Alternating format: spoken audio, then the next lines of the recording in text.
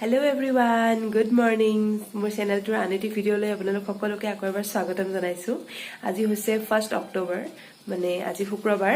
ৰাতিপুৱাৰ পৰাই ব্লগটো ষ্টাৰ্ট কৰিম বুলি ভাবিছিলো, কিন্তু কৰা নহলে।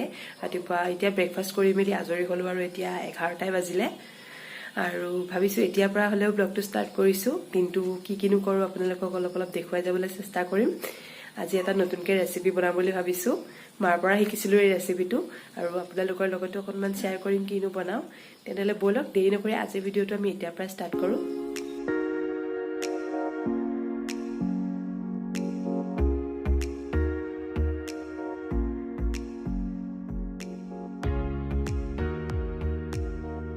বেটি আৰামছে টোপনি গৈ আছে, আৰু এতিয়া তাই টোপনি যাই থাকোঁতে মই যাওঁ বাহিৰত কাপোৰ মেলিবলৈ।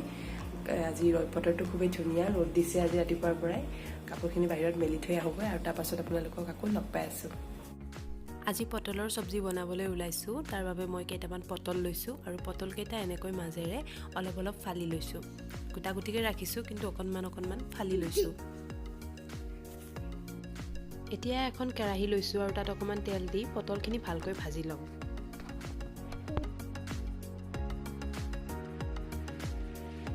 ইয়াত অকণমান হালধি আৰু অকণমান নিমখ দি ভালদৰে এইখিনি ভাজি ল'ম। গোটেইখিনি ভালকৈ সিজি যোৱালৈ ভাজি ল'ম। এয়া নিমখ দিছোঁ ইয়াতে।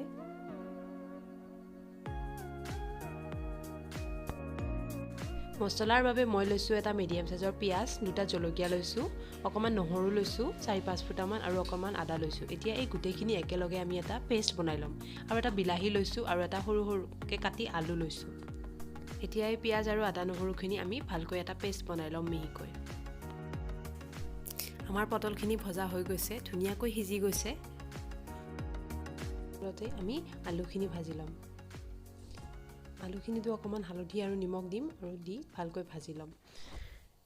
আলুখিনি ভজা হোৱাৰ পিছত দিছোঁ অকণমান গোটা জিৰা। এইখিনি অকণমান ভাজি ল'ম।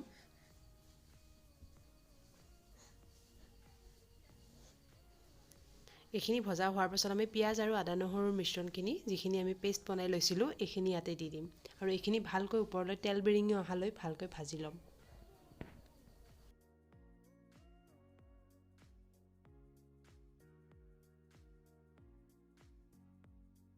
এয়া আমাৰ পিঁয়াজ আৰু আদা নহৰুখিনি ধুনীয়াকৈ ভজা হৈ গৈছে।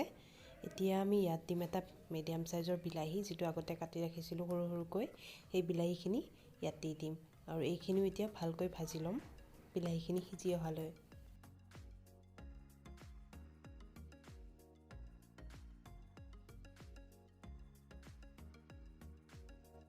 বিলাহীখিনি সোনকালে গলি যাবলৈ আমি অকণমান নিমখ দি দিম। আমি পটল আৰু আলু ভাজোঁতেও নিমখ দিছোঁ, গতিকে ইয়াতে নিমখ অকণমান কমকৈ দিছোঁ। এতিয়া এইখিনি ভালকৈ ভাজি ল'ম। আমাৰ বিলাহীখিনি ধুনীয়াকৈ গলি আহিলে, আৰু ওপৰলৈ তেল বিৰিঙি আহিছে ধুনীয়াকৈ। ইয়াতে আমি বাকী মছলাখিনি এতিয়া দি ল'ম। ইয়াত দিছোঁ অকণমান হালধি, আধা চামুচৰ সমান হালধি হ'ব, আৰু অকণমান ৰেড চিলি পাউডাৰ দিম। এয়া আধা চামুচতকৈ অলপমান কম ৰেড চিলি পাউডাৰ দিছোঁ, আৰু আধা চামুচ জিৰা গুড়ি দিছোঁ। এইখিনি এতিয়া আমি ভালকৈ মিক্স কৰি ভাজি ল'ম। আধা মিনিটমান সময় এনেকৈ ভালদৰে ভাজি ল'ম। এয়া 2 চামুচ সৰিয়হ মই তিয়াই থৈছিলোঁ, আৰু এইখিনি পেষ্ট বনাই লৈছোঁ। এতিয়া মছলাখিনি ভজা হোৱাৰ পাছত আমি সৰিয়হখিনি দি দিছোঁ। একেলগে এতিয়া গোটেইখিনি ভালকৈ মিক্স কৰি ল'ম। কিন্তু সৰিয়হখিনি বহুত সময় ভাজি থাকিব নালাগে। বেছি সময় ভাজিলে সৰিয়হটো এটা তিতা হৈ যায়, গতিকে বেছি সময় ভাজিব নালাগে। অকল মছলাখিনিৰ লগত সৰিয়হখিনি মিক্স হৈ যোৱালৈকে ভাজিলেই হৈ যাব।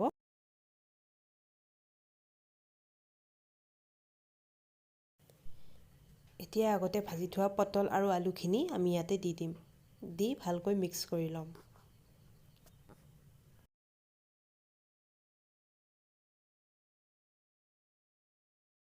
এইখিনি মিক্স কৰা হৈ গৈছে, আৰু এতিয়া আমি ইয়াতে দিম 1 কাপ পানী।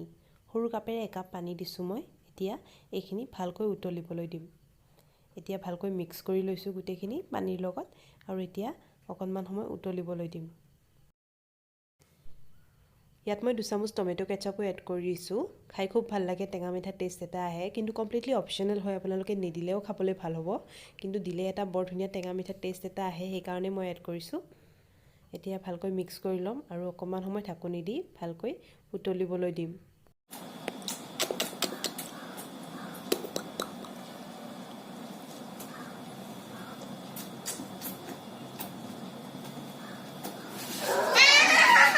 এই ৰেডি হৈ গ'ল আমাৰ গেছটো অফ কৰি দিলোঁ আৰু ইয়াতে দিম অকণমান ধনিয়া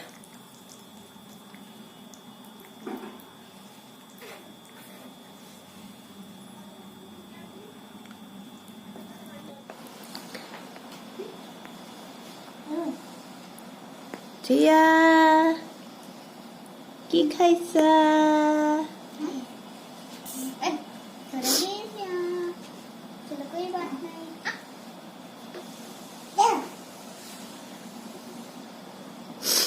अब आप ही खा लो रुको थोड़ा और बचा है मुझे लगता है